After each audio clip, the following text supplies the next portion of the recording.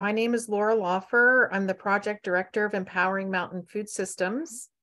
And we have been working with Carbon Harvest the past 8 months or so. Empowering Mountain Food Systems is a project of, screens are not going. The Center for Environmental Farming Systems at NC State's Cooperative Extension Service.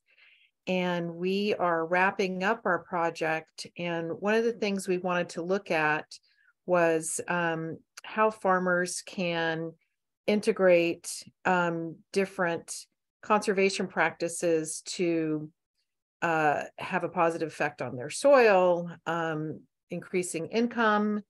And Carbon Harvest was a fantastic partner in this. And so we engaged them to work with Temperance Farm in Macon County.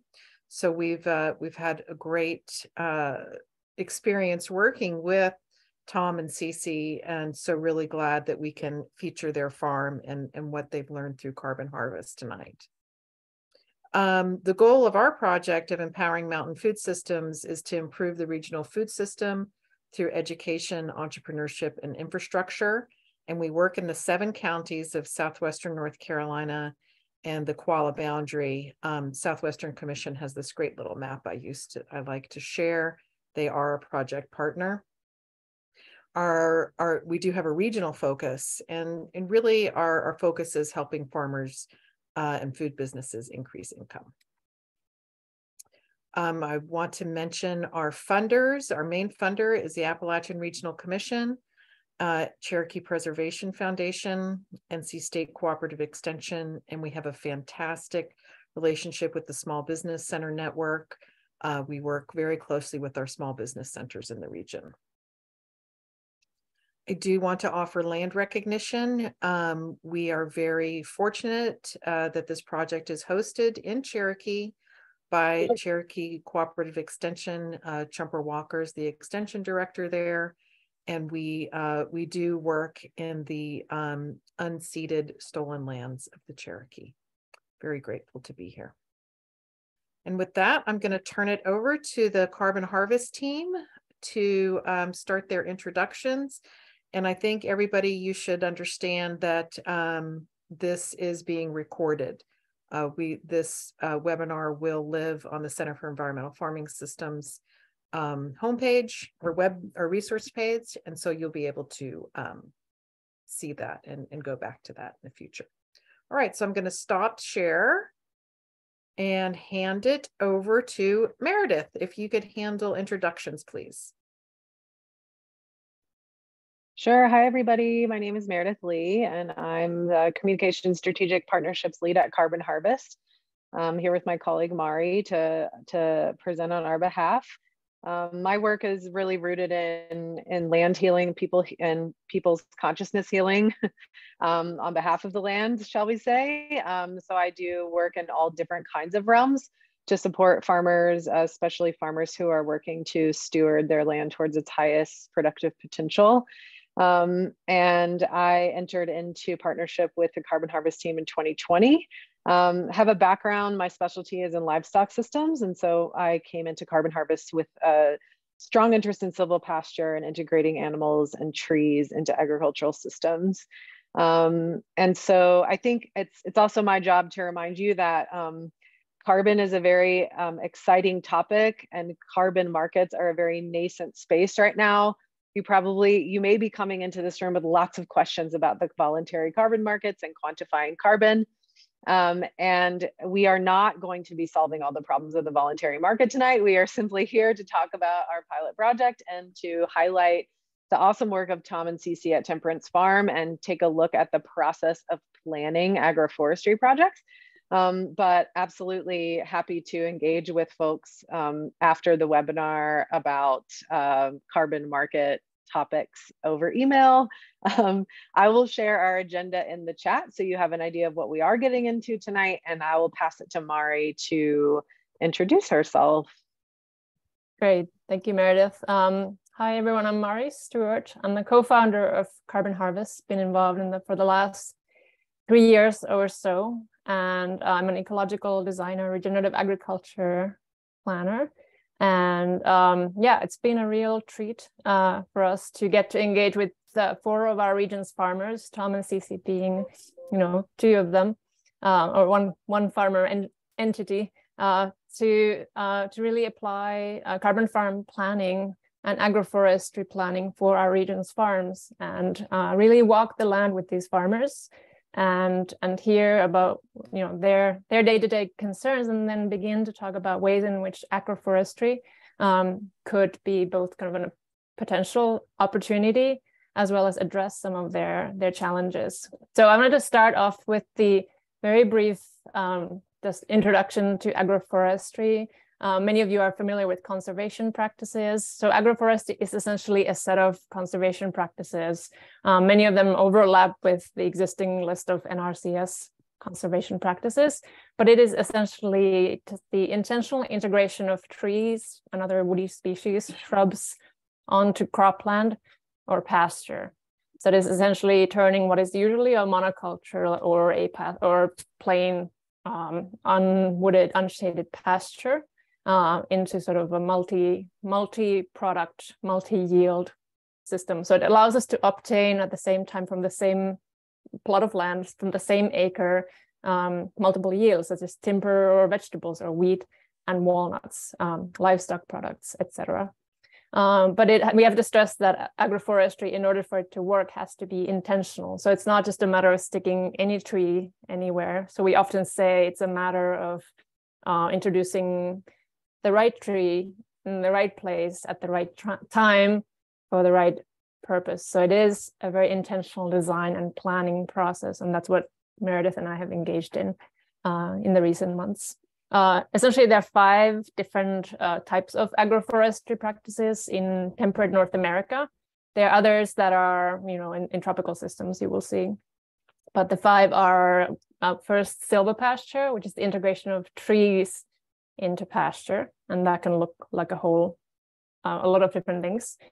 There's riparian buffers, which is intentionally planting the riparian zones next to waterways with woody species that may be edible or timber.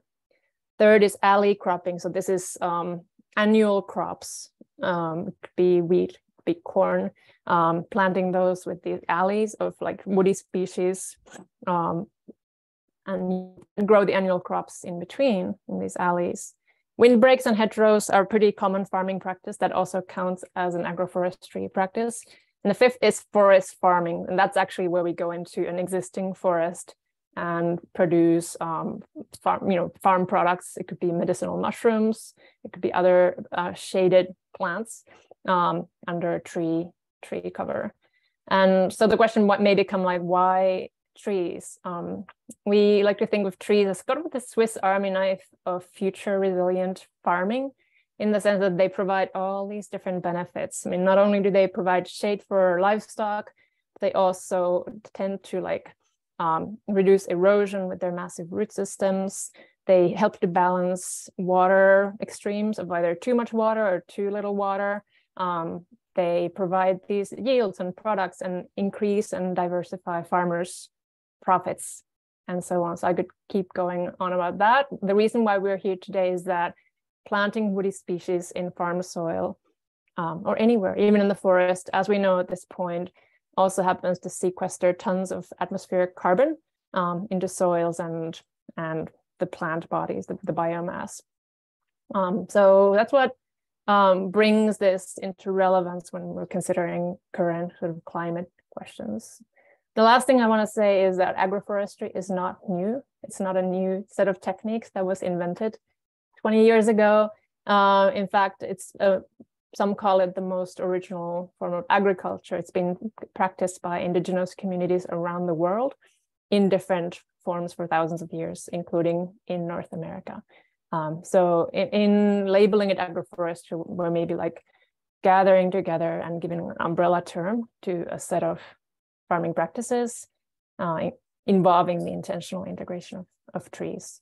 I'm going to pause there and give it back to Meredith to say a little bit more about what we're doing with Carbon Harvest. I think before I do that, I'm going to ask Tom to introduce himself and just say a little bit about Temperance Farm, if you're willing, Tom.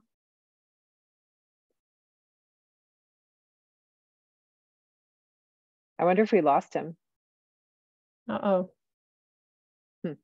Maybe if Lauren or Lara is still here. Yeah. I wonder if someone can ping Tom and see if he's dropped off Okay. the webinar. Yeah. Anyways, Tom is our farmer, so hopefully he will get back on the Zoom. I'll find him. So never mind, I will talk about Carbon Harvest. So what is Carbon Harvest? We are a local firm. Basically, we're not a nonprofit, we're an LLC. And we are seeking to develop a regional carbon market based on agroforestry, focused on agroforestry. And this is a really sort of developing idea. So we have launched, in order to test how to do this, we've launched a pilot phase. We're calling it the Bringing Carbon Home pilot project.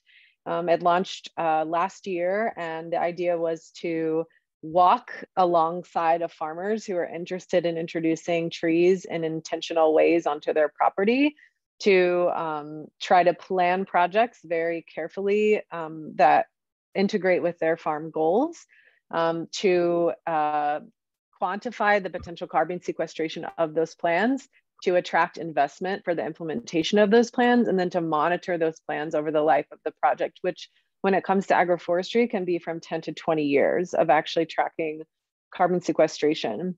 The idea for Carbon Harvest was really spurred by looking at what's happening with carbon markets all over the world right now. Carbon is the subject of human fascination right now when it comes to solving the climate crisis. But as many of you may know, there are many pain points in trying to put a dollar amount on carbon to incentivize better management of our natural resources. There are a lot of problems with transparency and the voluntary markets. There are a lot of problems with accessibility. There are a lot of problems with justice. And the team at Carbon Harvest really looked at that situation and did lots of years of study and research and wondered whether we could address some of these pain points and these issues by bringing the idea of incentivizing better land management into a regional focus, where there's extra accountability and people are investing in their own food sheds, their own watersheds, their own supply chains, and creating connectivity between local regional businesses and local and regional land stewards. And so it's been very interesting. It will continue to be very interesting. I also, as part of my work, happen to consult for a nonprofit that is working within the voluntary carbon market. And I am hearing and privy to so many conversations right now about how much the way we do business doesn't value all of the reasons why it makes sense to plant trees or why it makes sense to do better agriculture. And so projects like Carbon Harvest seek to create different kinds of natural capital markets, which is a very, very hard thing to do. But I think that we have an amazing community here in the Southern Appalachians, and we have amazing potential with our lands. And especially being a region where farms are not gigantic and we can't undertake conservation practices that are sequestering tens of thousands of metric tons of CO2.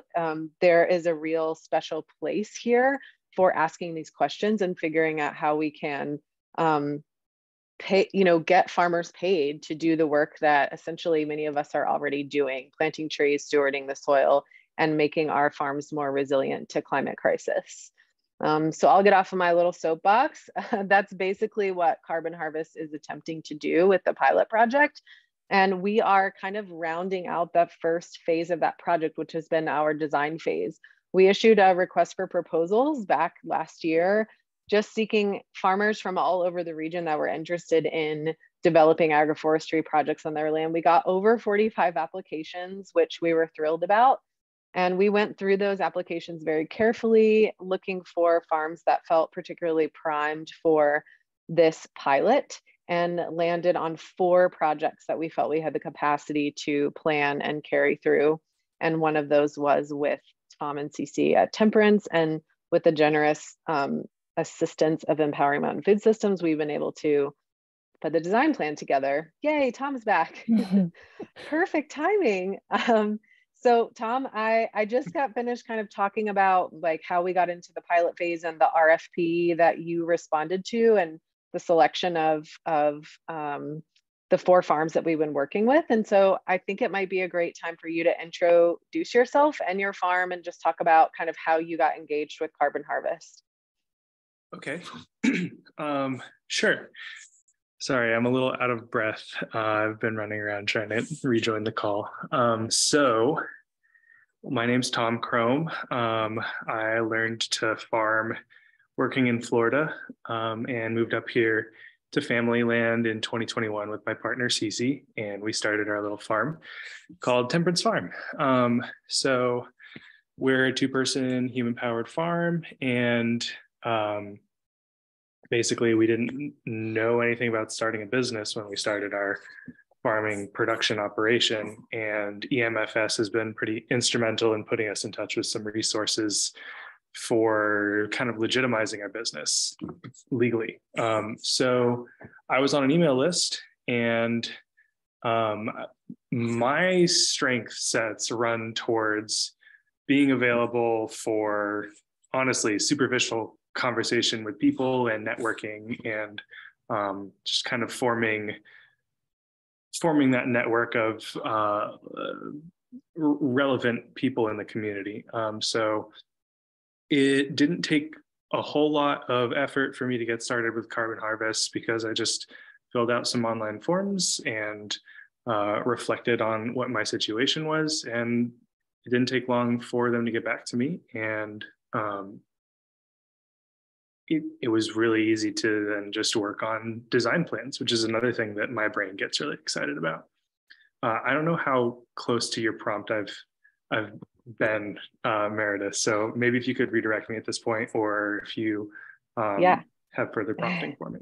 Totally. Beautiful job having just jumped back on from getting disconnected. I maybe talking just a little bit about what your goals were. Like, what's your dream for Temperance Farm as you started the business? What were some of the goals that you had going in? Because I think it's important to note that a lot of the farmers that we're working with, it's not like Carbon Harvest like drops in and tells the farmers what to do. Like, we're working with you like to try and blend in agroforestry with the holistic goal of the farm. So if you could talk a little bit about where you already were before we engaged, that would be awesome.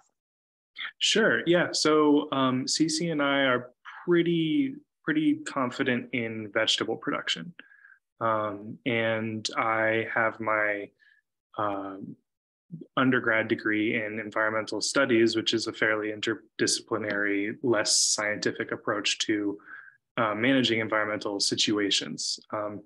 So this was kind of right up my alley. You know, we had our business plan pretty much figured out, but I was always interested in what the potential opportunities were for stewarding this land and kind of gardening it on a large scale.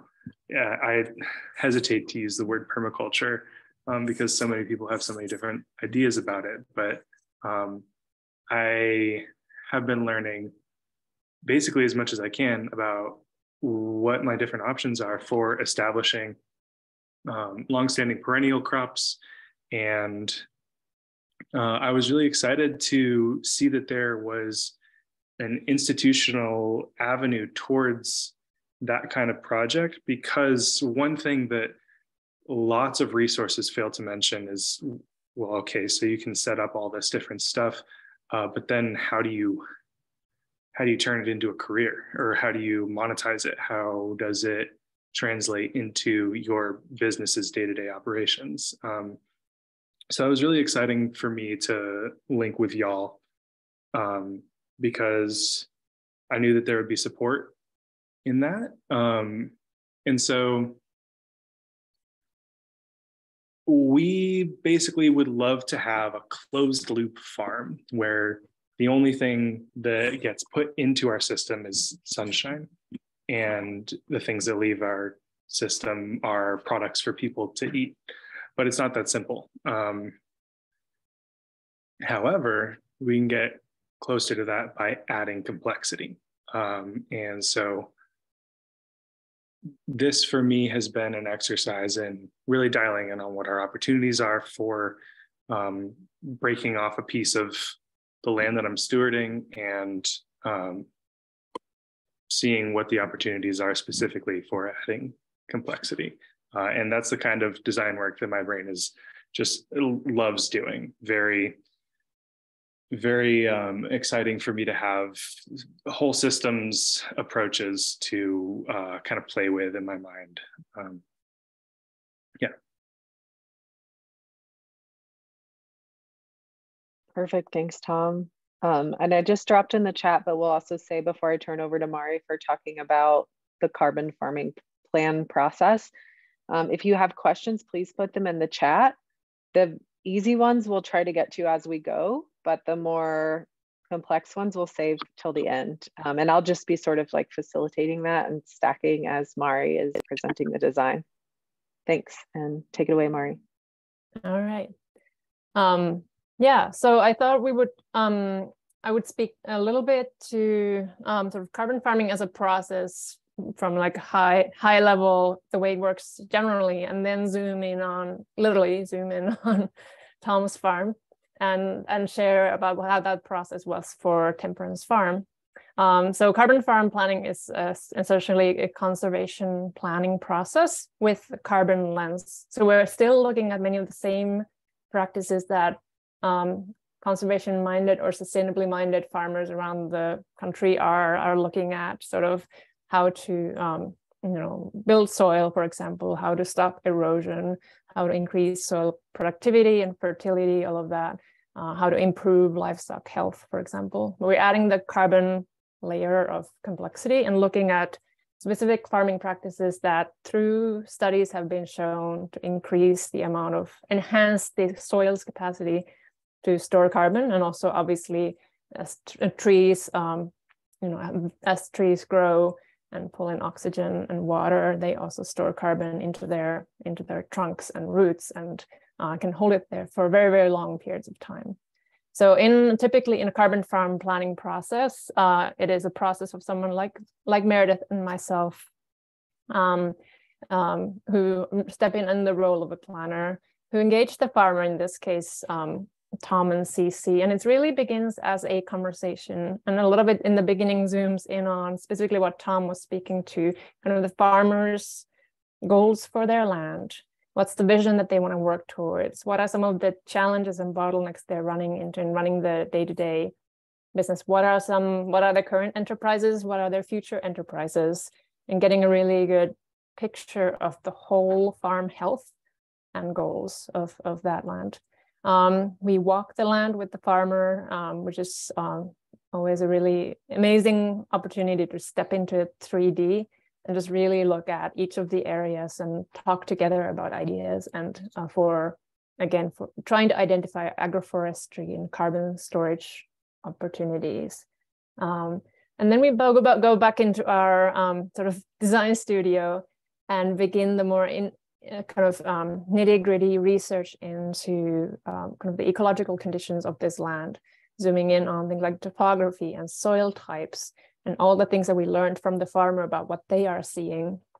And in our case, we presented the farmers first with a kind of rough draft outline, which is kind of the high level. These are all the carbon storage opportunities we're seeing for your land, like the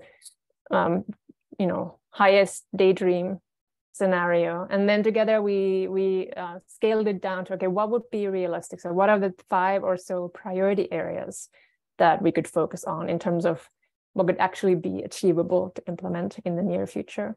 And so that's the process we did with Tom as well.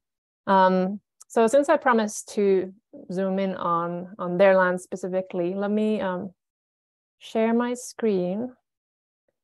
And what you're looking at here is just Tom's farm, welcome, from Google Earth Pro, which allows us to look at it from space and really zoom in on and add different layers of information here, mostly for analysis, but then we were also able to work remotely and look at the land together and identify different areas there. So if I add these are the marked primarily the main creeks, and if I go here, we could also click the soils map And it gets very confusing and busy, but this is based on the web soil,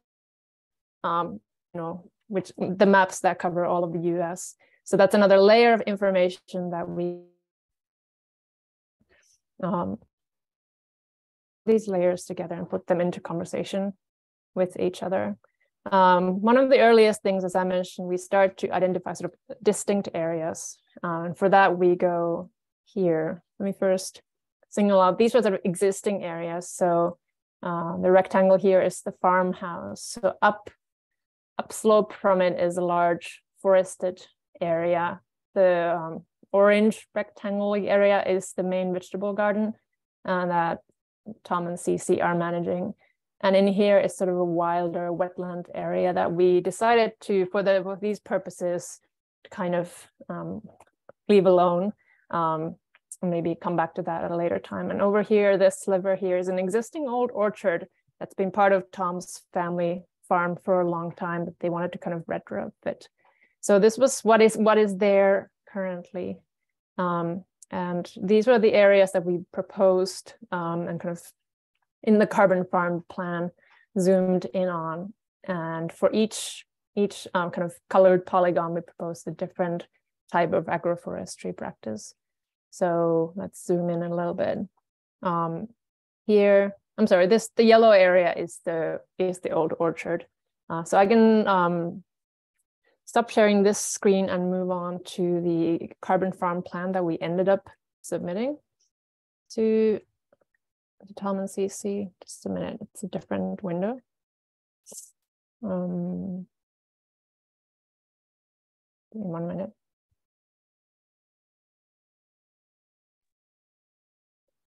While you're doing that, Mari, I could just say this approach is unique in some ways. It's not unique in other ways. Mari mentioned that it is similar to lots of conservation planning, but it is one of the only forms of conservation planning that looks at the farm through a carbon lens. So it incorporates all the elements of that planning, but also carbon sequestration. There are other firms doing this, but I do feel the need to say that many of them are charging 4 to 5 times more than Carbon Harvest for these planning services for farms. So what we're trying to do is simplify and make the process more accessible. While it does still cost money to do this planning, we believe that it should be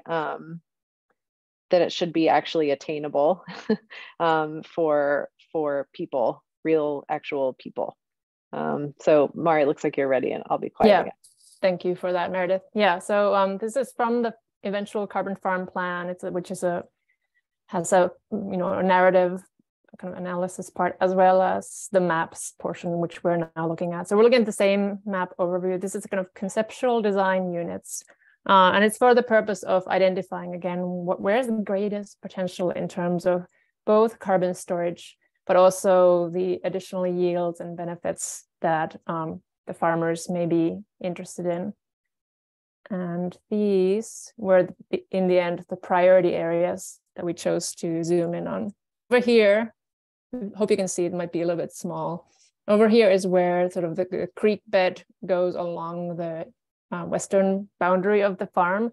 That seemed like a great opportunity for a riparian zone. There's already a lot of willow and other kind of wet area plants growing there. So we proposed a design that integrates more specifically edible and productive plants into this area. And again, riparian buffers are among the most promising agroforestry practices in terms of their carbon storage potential. And they have all these other benefits, like in case of a flood situation, like just all of those roots in the ground hold back the soil so it doesn't all get washed downstream. Here is the orchard, where there are existing trees. So our proposed practice was kind of an orchard restoration and renewal, incorporating some new practices. New plantings of new trees. And here, let's zoom into this area. We have a close-up image here of that. This is a corner that currently doesn't have a lot of vegetation on it, that we ended up calling the multi-story silvopasture area. Which essentially Tom had a lot of interest and had a kind of a draft design this area already. So we only needed to really develop it. We identified certain tree species together. Tom was really interested in native trees as much as possible. So we tried to incorporate those to the degree that is possible. So the key tree species here planted sort of roughly north-south going rows are chestnut, American persimmon, red mulberry, and pawpaw. And these trees have an understory of productive berry shrubs such as serviceberry, gooseberry. Again, this is a schematic, and this shows the trees at full canopy size. So initially at planting time, this will look very, very different. And good practice is often planting trees more densely when they are baby seedlings, because it's almost inevitable that some trees, no matter how well you protect and guard them, may get lost to deer browsing or other losses. So if you plant them more densely, then you can cull the ones that are not thriving and keep the really healthy trees. So this is, it's probably a little less than an acre, but it packs in tons of productive species that are that work really well for our area. So that was one of the priority areas that I wanted to highlight. Here is the old orchard. So all the trees in black and white are the existing old apple trees, which Tom has been sort of pruning and trying to bring back to life. And we proposed a set of additional, primarily apple and pear trees, as well as an understory of aronia, juneberry, and gooseberry. And lastly, here's the riparian buffer.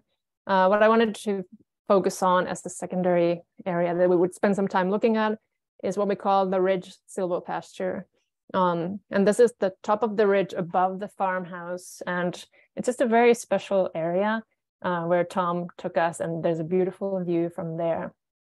Tom's current livestock is just 3 Icelandic sheep and chickens. So the number of livestock, may grow in the future, in which case could, run a lot of animals through this area.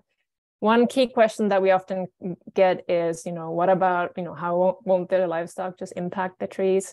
And the answer is yes. So protecting the trees, especially when they are young, and guarding them through fencing is key to success of systems like this.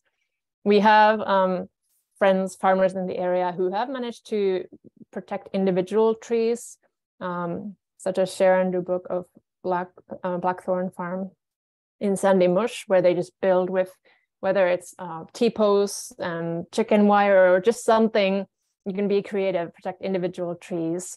But the easiest, if you have a lot of, if you have more land and it's possible to plant in straight lines, the easiest by far in terms of managing the tree plantings is to plant in pretty straight rows and then just fence around it so that livestock won't be able to browse the trees, especially if you have goats or other types of livestock that will either,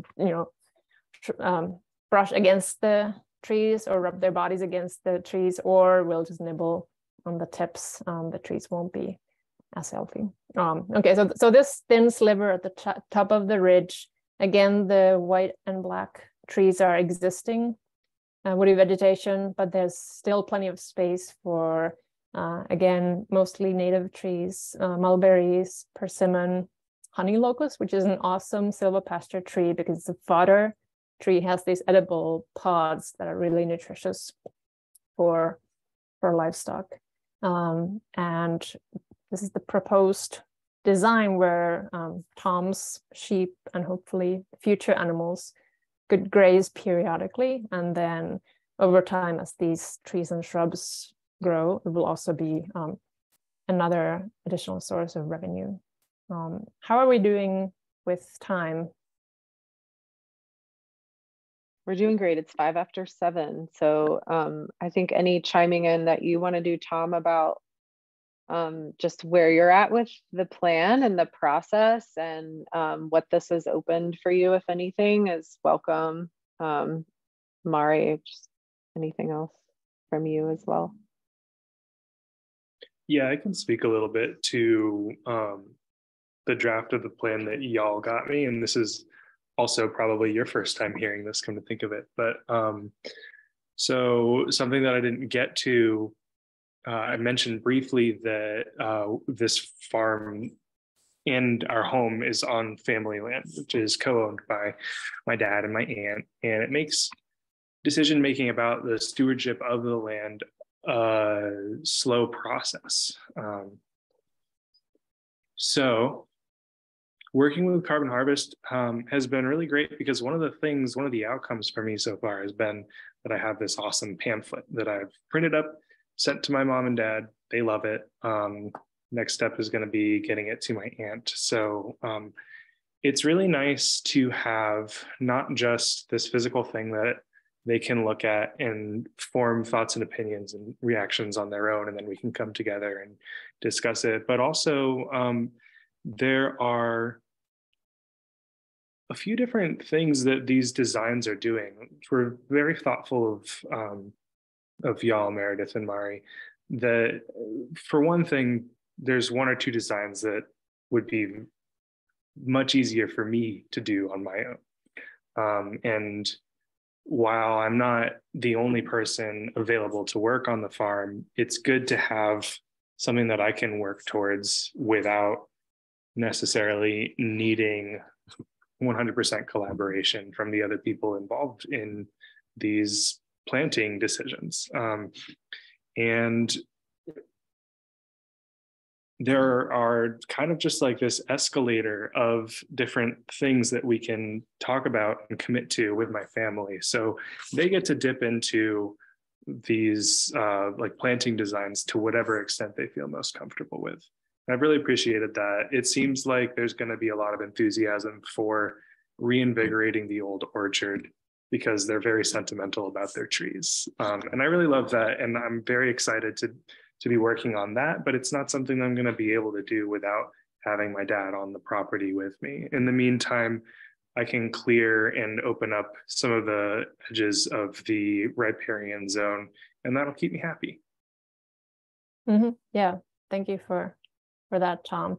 Yeah, that's something that I forgot to stress more, so thank you for bringing that in, which is that the Carbon Farm plan, it's not just cool math. I mean, there's a spreadsheet of the potential in terms of carbon of all these areas, but it's a communication tool. And so for any farmer, it can be something to, you know, share with whoever they want to share about kind of the broader vision of their farm, and with the visuals kind of illustrate what's possible.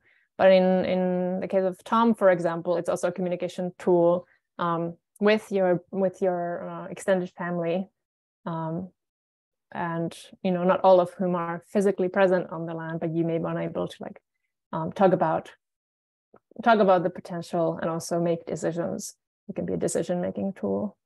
Another thing that I wanted to highlight, what you were speaking to reminds me of, which is that again, each Carbon Farm plan is unique. It's not some template that we slap onto on Google Earth and then extract some ready-made formula. In each case, it has to be uniquely tailored to that particular land, to those particular farmers, to those particular circumstances, which is why we spend a lot of time in the beginning just really getting to know each other, getting to know the farm's story. So in this case, the fact that this was a family farm, that Tom and Cece are kind of bringing this new fresh energy and a new generation of farmers onto, was a really significant piece that informed the way we viewed the land as well. And we want to, and it's also, this is very much a dialogue, so we want to also honor where the farmers are coming from. So it's not like a unilateral, here's our design recommendations and buy, but it's always a process of, you know, mutual listening, and we are learning from each other. In fact, it's been the case with every single farmer we have worked with. They have already had tons of great design ideas because, unsurprisingly, they know their land best. So they are there every single day observing what's happening. And most of you, Tom, yourself included, have done, you know, farmers are naturally researchers. So you had a really good idea of what species might work really well and species you were interested in. Then on top of that, in working with the farm's story, We also look for like opportunities to integrate some really unique species that have like unique, whether it's revenue or again story potential. So you saw in the plans, we like to include a lot of chestnuts, persimmons, pawpaws, which they're not supermarket fruits, but they are part of this region's story. Any nut trees, again, go on to produce for decades after they've been planted.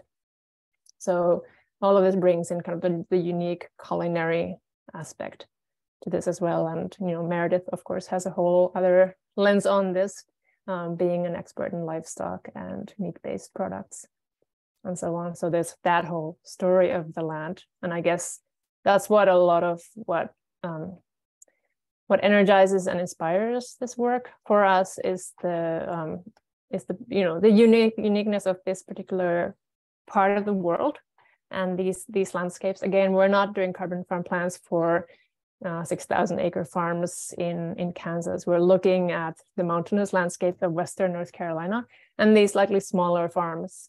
And like Meredith spoke to in the beginning, uplifting their potential and potential to access carbon farm funding, even if they may be smaller in size than some of the really big monoculture farms in other parts of the country.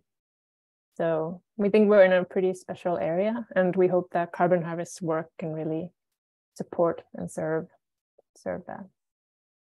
Totally. I think that kind of gets us ready for talking about next steps, unless Tom, you have anything else you want to share from your perspective?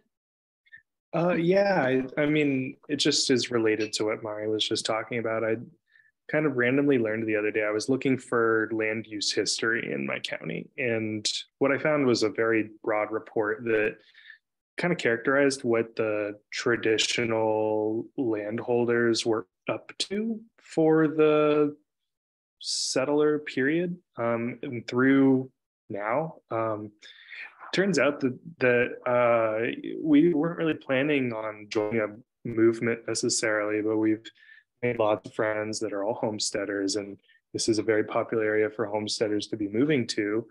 And there is basically ever since white folks settled in this area, there's been a tradition of holding a small diversified farm that is not at all focused on bringing in profits, but rather about subsisting. And that's exactly what we were going to do with this project from the start. We wanted, our business to finance our household, and beyond that, we weren't really concerned with growth.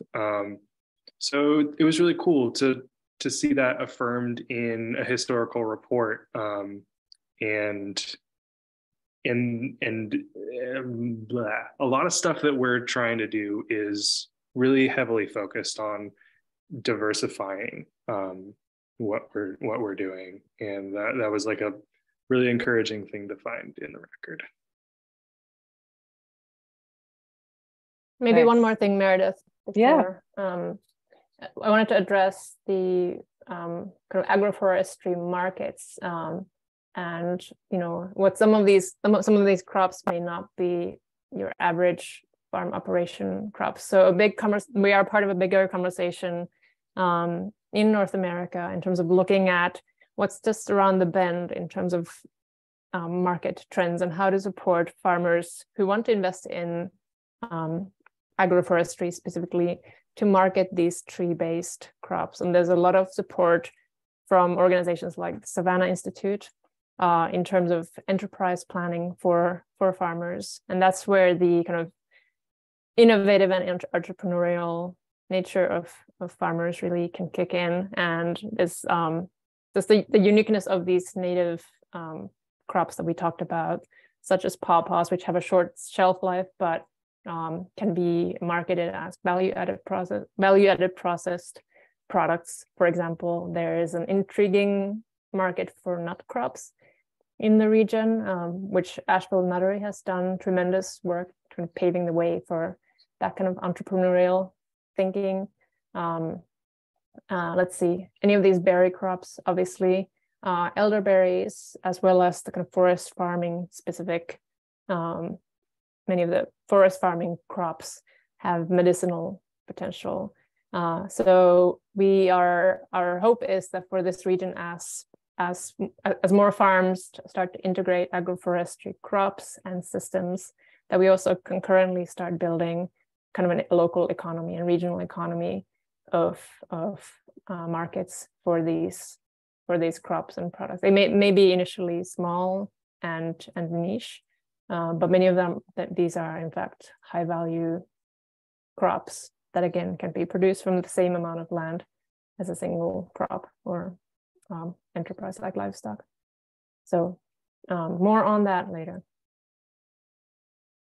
Yeah, that's great. And so obviously still tons of work to be done in creating success for agroforestry in our region. But I think this project has been about just getting in there and doing it. And I think we're seeing a lot of, we're learning a lot as we go. For example, as we've modeled carbon sequestration for all of these projects, we're starting to understand like what's an average expected metric ton of carbon sequestration for a riparian planting per acre per year in our region, or what's an average cost per metric ton of carbon sequestration on a tree and shrub planting over 1 year, over 5 years, over 10 years. And so those are the kinds of modeling that we're doing to prepare these carbon plans for pitching them to potential funders. What we're interested in is kind of finding the people and the businesses who want to invest in the region. They want to invest in their supply chains per se. They want to invest in local resilience.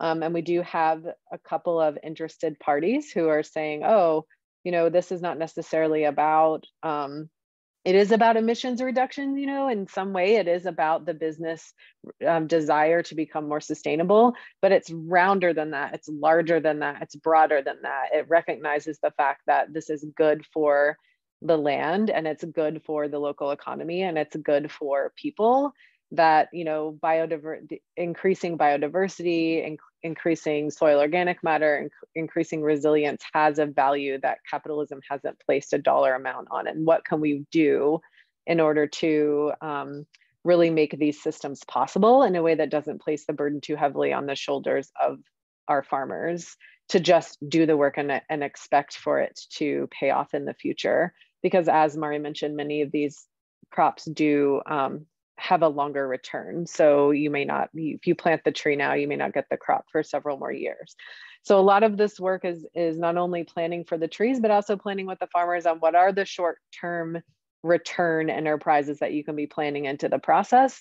And I think as we do this carbon modeling and put the numbers to the plans, the other thing we're doing is we will be trying to get baseline soil inventories and tree inventories on all 4 of our pilot farms. So when we talk about next steps, it's sort of understanding like, what are the carbon stocks that are already on the land, and what are the conditions on the ground at the beginning. And then once we plant the trees, we can begin to sort of monitor the changes over time as the result of the system. So we're in it for the long haul. And we're definitely interested in, the next steps will be putting these farm plans out on, through Carbon Harvest Communications to try and attract dollars for the actual implementations of the projects and the continuation of the pilot. So I think, yeah, Mari, do you have something else before we go to Q&A?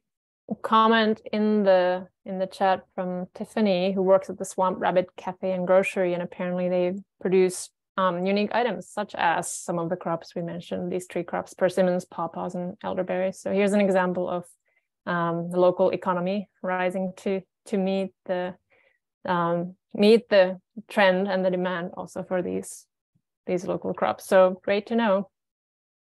Thank you.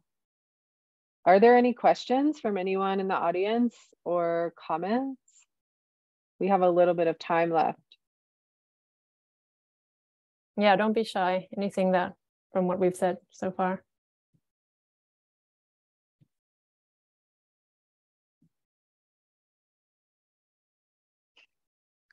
And Laura did put in the chat, but we do have a list of resources on agroforestry that we are happy to share. We'll probably share them with Laura via email. And then when the webinar is posted, the resources can be linked for reference. Yes, and I added also a link to our evaluation. If anybody's worked with us, you know we evaluate a lot because our funders want to know how we're effective. And we are planning to apply to for increased funding for next year moving forward. And so it would really help us to know what other information y'all are interested in on this topic and how we can serve you with future funding. So please fill out that evaluation. I put it in the chat. It should take you less than a couple minutes.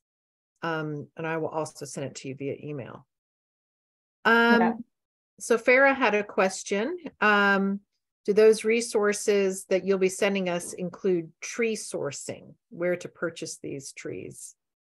Yeah, we could include a list of resources for our area in terms of tree nurseries, as well as there are some larger like wholesale online nurseries where it's possible to buy bare root trees very affordably, especially if you buy in bulk. And there's a great site called Trees for Grazers that we could include there that has they work a really good system in terms of protecting these trees. Tree guards that work well with fencing around these tree seedlings. So we could include those resources.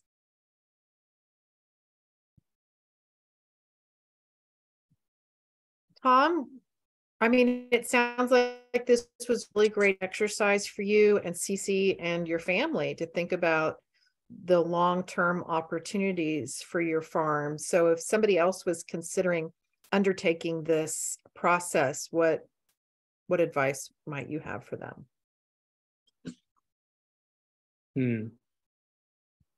Well, I think given that everybody's coming to something like this from their own position, I would start by reassuring that the folks at Carbon Harvest are looking to understand the particulars of your situation. And I'm confident that they are good at doing that. Advice for, well, the most common advice that I hear from permaculture resources is get started, is to do something. You can grow a tree in a pot at your apartment while you figure out your access to land, and you can start with a 5-year-old fig tree, etc. What I need to be careful about is not biting off too big of a chunk all at once. But I do a lot of planning. Me and Cece do a lot of planning, and we have a 3-year plan and a 5-year plan and an indefinite future plan. And for us, that's really helped us iron out our priorities.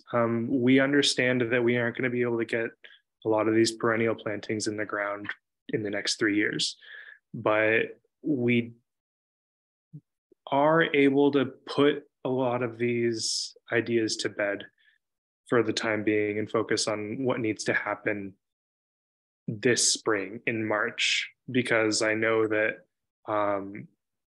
if an opportunity comes up to buy a lot of trees in bulk, I know which trees I want, and I know about how many I want for a very particular planting that's going to be manageable. So having this plan delineated in such specific terms feels really good as we move from our like short-term business priorities to kind of the middle of things. I mean, we are very much still in our short-term like executing and building up infrastructure, but I'm confident that when we do get to the middle and we get some elbow room and it's time to start thinking about the more long-term stuff in more actionable ways, that we'll be able to come at this and take those incremental steps towards getting these crops figured out when it's time to do that.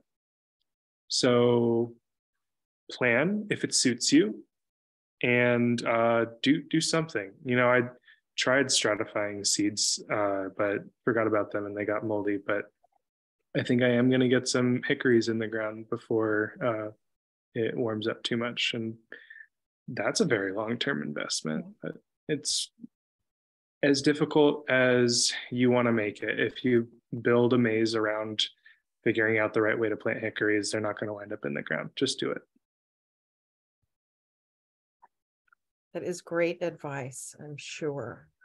So Margaret and Mari, can you talk a little bit about what the plans are for Carbon Harvest moving forward? How do you see yourself working in Western North Carolina in the future? Meredith, do you want to take that? What our future plans are? Yeah, what's going on? Yeah. Well, I think right now we're looking to continue the pilot phase kind of in the manner that I was speaking to earlier, like get these baseline inventories done, work on fundraising. We were actually awarded part of a grant to develop a regional carbon investment market in Kentucky. So we're actually going to be working on a replication of the pilot in like, yeah, the mid part of Kentucky in the coming years. Does that mean that we'll leave North Carolina? No, but we do have to be cognizant of our capacity. We are a 3-woman team, all of who have other full-time jobs that pay our bills. And so we are just trying to tackle some of these questions as our capacity allows. But definitely the idea is to just get into communities, get onto farms, and get trees in the ground and measure to try to understand, what are the real impacts of agroforestry on our soils in our region for our farmers. Mari, is there anything you want to add to that? No, we are, other than, we're continuing to connect with businesses and organizations in the area that would be interested in working with us and supporting plans like this in the future. And of course, invite conversations with farmers as well going forward, and keeping the agroforestry conversation live and going in our region. Fantastic. Well, we're at time. Meredith just put her email in there. I did put a link in for the evaluation. I hope you all will have opened it and are working on it, again, to inform our work going forward, and to inform the folks at Carbon Harvest about, what are some needs out there, and how we can potentially help meet those needs in our next funding cycle. So thank you, everybody. And thank you, Tom and Cece, for being a part of this. I just love that you created this brochure. I hope you'll share it with us, and we can in turn share that, kind of good news with people of how this project has helped you. So with that, like I said, we're at time. Does anybody have any other last questions that they want to share? All right. It's nice to see you there, KT. I can't wait to hear how you're going to do this on your farm and your orchard. So, thank you, Laura, and thank you, EMFS, for your support of this project. Thank you. Thanks, everyone. All right. Good night. Look forward to hearing from you all again. Bye-bye. All right. Bye.